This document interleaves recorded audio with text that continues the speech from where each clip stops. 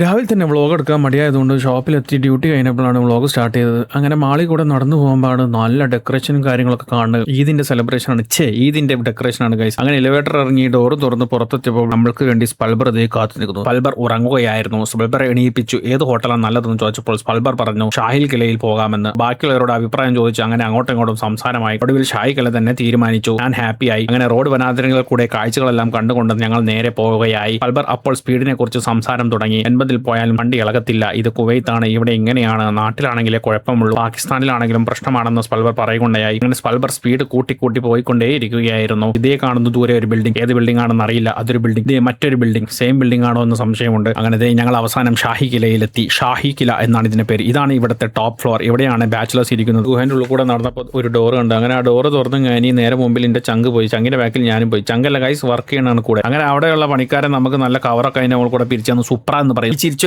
ഇമ്രാനെ കണ്ട് ഗൈസ്. അത് എന്താ അറിയോ, പാകിസ്ഥാനി ഹോട്ടലിൽ തന്നെ ആയതുകൊണ്ടുള്ള പാകിസ്ഥാനിയുടെ സന്തോഷമാണ് ഇത് ഗൈസ്. മെനു കാർഡ് എടുത്ത് നോക്കിയപ്പോൾ ചന, ഹൽവ, കീമ, ആലു പൊറോട്ട, എഗ് പൊറോട്ട കണ്ടെങ്കിലും എന്താ ഓർഡർ ചെയ്യേണ്ടതെന്ന് ഓൾറെഡി അറിയുന്നതുകൊണ്ട് നമ്മൾ ഓർഡർ ചെയ്ത് നല്ല എഗ് പൊറോട്ടയും വന്ന് കൂടെ ചനയും വന്നു. രോഹിണി ഞാനും വന്നു. ഇമ്രാൻ പറഞ്ഞു ഇമ്രാൻ രോഹിണി ഞാനും ചനയും മതി. ഇമ്രാൻ നല്ല രോഹിണി ഞാനും ചനയും തന്നു. ഞാൻ നല്ല ഒരു എഗ് പൊറോട്ടയും കുറച്ച് ചനയും എടുത്ത് അതിന്റെ മുകളിൽ കുറച്ച് പുതിന ചട്നി ഒഴിച്ച് അങ്ങനെ അതെല്ലാം കൂടി ഒന്ന് മിക്സ് ആക്കി ഒരു പീസ് വായിലേക്ക് വെച്ച് എന്റെ മോനെ സൂപ്പർ ടേസ്റ്റ് എന്ന് ഞാൻ തന്നെ പറയുന്നത് നിങ്ങൾക്ക് കാണാം. അങ്ങനെ വീണ്ടും കുറച്ച് ചനയും കൂടി എടുത്ത് കുറച്ച് പുതിനും കൂടി വീണ്ടും ഒഴിച്ച് അങ്ങനെ വീണ്ടും ഒരു കഷ്ണം എടുത്ത് വീണ്ടും മുക്കി വീണ്ടും വായിലേക്ക് ഇട്ടിട്ട് വീണ്ടും വായിലേക്ക് വെച്ചപ്പോൾ വാവ് എന്ന് പറയണമെന്ന് എനിക്കുണ്ട്. വാവ് തന്നെയായിരുന്നു. ടേബിളിന്റെ അടുത്തേക്ക് വന്നപ്പോൾ ടേബിളിന്റെ കോല കണ്ട് ഞാൻ നെട്ടി. അങ്ങനെ ബില്ല് വാങ്ങി. ബില്ല് 5 ദിനാറായി. ഓഫീസിൽ പോകേണ്ട ആവശ്യമുണ്ടെങ്കിൽ അങ്ങനെ ഓഫീസിലേക്ക് വീണ്ടും എത്തി. ഓഫീസിൽ വന്ന് വെയിറ്റ് ചെയ്ത് ഓഫീസ് ഓപ്പൺ ആക്കി നമ്മളങ്ങനെ കയറി ഓഫീസിൽ കയറി പഞ്ച് ചെയ്ത് സാലറി കിട്ടണ്ടേ. അങ്ങനെ നടന്ന് നമ്മളെ ഡിപ്പാർട്ട്മെന്റ് കയറി റമദാൻ മാസമായപ്പോൾ എടുത്ത് വെച്ച കുപ്പിയൊക്കെ പുറത്തെടുത്ത് പൊളിച്ച് അങ്ങനെ പള്ളിന്റെ സമയത്ത് നേരെ പോയി നിസ്കരിച്ച് ഗൈസ് നല്ല ഹയറായി. അങ്ങനെ തിരിച്ചു വന്നപ്പോൾ വീണ്ടും നമ്മൾ ഫുഡ് ഓർഡർ ചെയ്തു. കുറച്ച് ഓർഡർ ചെയ്തു. രാവിലെ അടിച്ച് കയറ്റിയോണ്ട് ഫ്രൈഡ് റൈസും അതിന് കൂടെ കുറച്ച് ചിക്കൻ 65 ബിരിയാണി ഓർഡർ ചെയ്ത് അങ്ങനെ നമ്മൾ അതൊക്കെ അങ്ങോട്ടും ഇങ്ങോട്ടും ഷെയർ ആക്കി കുറച്ച്